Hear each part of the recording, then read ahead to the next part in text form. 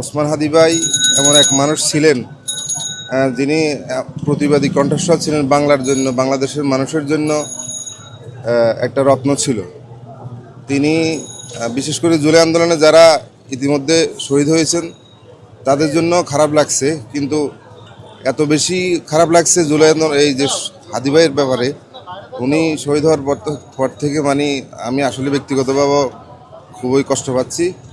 তো আমরা চাই ওসমান হাদি ভাই যেই আশা আকাঙ্ক্ষা লালন করে বাংলাদেশের পক্ষে কাজ করে গেছেন এবং এই আধিপত্যবাদ ভারতের বিরুদ্ধে ভারত আমাদের দেশে বাংলাদেশের প্রত্যেকটা সেক্টরে আমাদের উপর কর্তৃত্ব স্থাপন করার চেষ্টা করছে।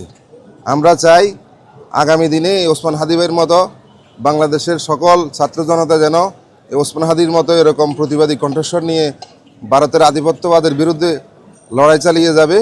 ইনশাআল্লাহ আমরা সবাই থাকব। প্রশাসন আসলে আমি মনে করি, ব্যক্তিগতভাবে আমি মনে করছি যে সরকারের এটা বড় ধরনের ব্যর্থতা।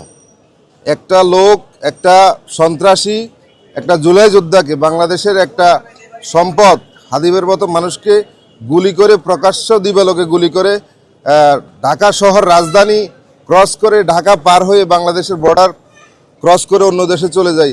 বাংলাদেশের প্রশাসন কি ভূমিকা পালন করছে এটা ইচ্ছা করলে, আমার মনে হয় যে সরকার ইচ্ছা করলে তাকে 5-6 ঘন্টার ভিতরে ধরতে পারত এবং সীমান্তবর্তী প্রত্যেকটা জায়গায় যদি সরকার রেড অ্যালার্ট জারি করত তাহলে এই সন্ত্রাসীরা বাংলাদেশ থেকে ভারতে গিয়ে আশ্রয় নিত না। সরকারের চরম ব্যর্থতার পরিচয় দিয়েছে।